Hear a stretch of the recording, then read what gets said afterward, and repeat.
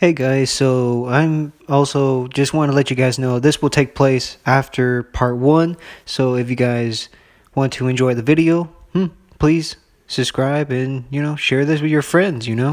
Because honestly, I'm in desperate need of new fans to expand these Star Wars fan-made stories that other YouTube channels won't do, sadly. So I guess I'll just have to, you know, make fan-made stories, make people happy, because why not? Because I love Star Wars fans and I love 40K fans, so please enjoy this fan-made story of my fan-made character, even though I tried to make pictures of this guy and I failed every time. So, anyways, that's not the point. All you guys need to do is just enjoy the video and, enjoy your days. Then let's get into this story, shall we? After the news. So, basically, he's in the unknown regions. It looks like the Forgotten One is in the unknown regions, biding his time, building up his power. He, I believe, at this time would have probably been searching for planets. But as we all know, the unknown regions has few planets and also about few and unknown dangers. But this is perfect for the Forgotten One, as he can look for these so-called threats and eliminate them by consuming their life forces or consuming some of these worlds or somewhat in some or whatever you call it. I do believe, however, that he would travel planets like Leon, the Rakata homeworld or whatever, and discover something there. Maybe learn something from the dark side. Because there are some dark side planets like Leon or Rakata Prime that people call it nowadays. He did travel to one planet, which is called Nikan or Niki, which he would basically drain the life force out of that planet.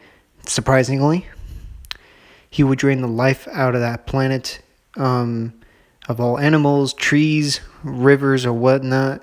Drain it, like how Darth Nihilus would do so during those times. And he would basically destroy one species of that planet, and then he would move on to the next and the next, and drain all life forces from them. But unfortunately, that is not the case, though, because he is in desperate need of a faction and allies. So he traveled to another planet, actually, surprisingly, right next to Rakata Prime, or Leon, depending on what you call it. The planet is called Voldurus, which is a planet where a huge part of the population and a human species is there too as well, which is shocking and surprising. When the Forgotten One came to Voldurus, the people, when he drained like some of these people, they actually viewed him as a god, and and they wanted to fully worship him as a god and serve under him.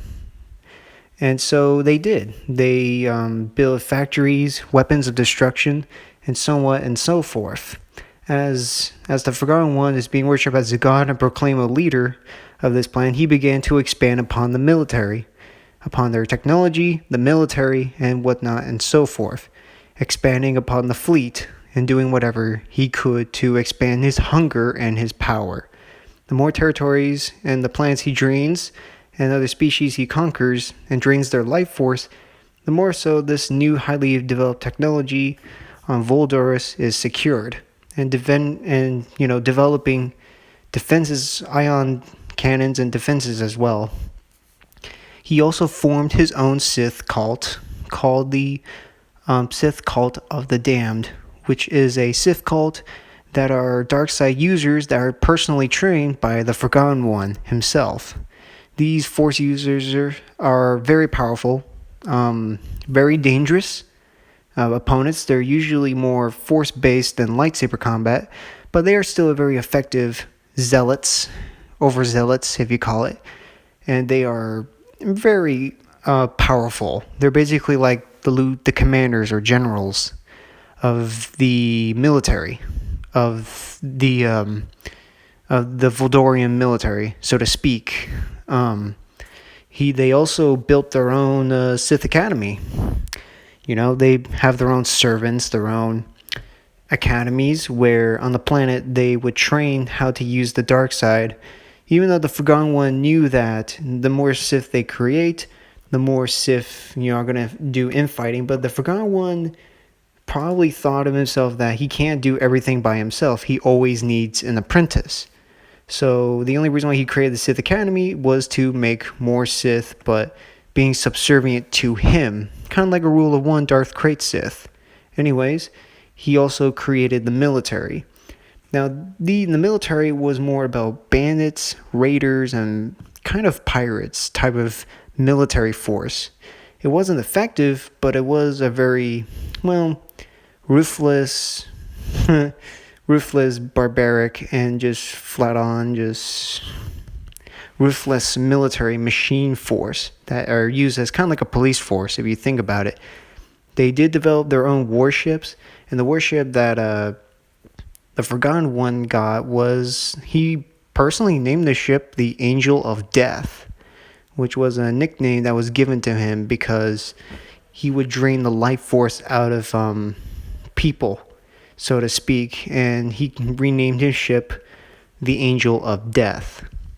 And oh boy, did the crew on this ship suffered a very bad fate. They were to be subservient to the Forgotten One, drain the life out of them, but turning them into mindless zombies that would serve the Forgotten One until death, which was a horrible fate, far worse than death itself. And that's pretty much how Sith do things, Their Sith are always portrayed as evil, but the Forgotten One has been portrayed as evil because he represents what the dark side is, this pure dark side energy guy trapped in the robes and a mask. Well, not robes and a mask, but like robes and the armor. And created like their own banner, as you see here. Created their own banner, their own military force to basically dominate the galaxy, which is very common because you need a national identity, you need a flag and a symbols to unite people, which is kind of smart move for his part. And then the holocron that he had, Darth Nihilus' holocron, he actually gave it to a smuggler because he knew that he knew that he needed to give this back to Korriban. So he told this smuggler to take this holocron and give it back to Korriban and put it back to his tomb where it belonged. The smuggler agreed, took the holocron and left the planet to never be seen again, which Darth Krayt, LOL, would use it centuries later. The Imperial fleet, the Imperials actually sent an expedition fleet to look for this so-called quote-unquote world that they were exploring, but they didn't know they were exploring into enemy territory. And so the Forgotten One surprisingly told his forces to ambush this unexpected expedition fleet, where the fleet was ambushed by the attackers by ruthless efficiency, by these overzealous and ruthless barbaric people of Voldaris, and the Forgotten One drained the life force out of the Imperial expedition force. Like, he did. He drained the life out of them. And basically the entire expedition fleet was almost like taken out of the picture, almost like they never existed. The few of those that did survive were executed, or they were tortured by the Forgotten One himself, which some of them actually committed suicide because they were so terrified of the Forgotten One himself. As technology improves, the military gradually expands into a fighting force of disciplined killing machines. During the years when they were fighting some Imperial garrisons that were trying to come into their space territory, trying to take their planet, but of course, the Forgotten One and his Sith acolytes and his tiny little Sith empire managed to push these garrisons back without any little difficulty. Years later, Luke and Mara including the new Jedi Order basically, would discover Voldaris because they felt a very strong connection to the dark side there.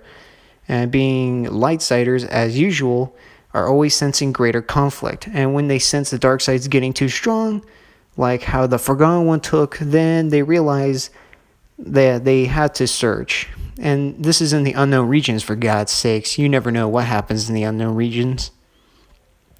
So, of course, they discovered Voldurus itself, which is not surprising. Managed to discover the planet, and they were kind of horrified. Like, it was very Coruscant-like type planet. It was very similar to Coruscant, but it was ruled by an elite class of Sith. Not surprising. And they realized that they are led by the most dangerous and ancient Sith Lord ever, who's like Darth Nihilus, who can just drain the living life out of you, and without an inch of a finger. And actually, surprisingly, there are Imperial Revenants that retreated to Voldurus to serve the Forgotten One.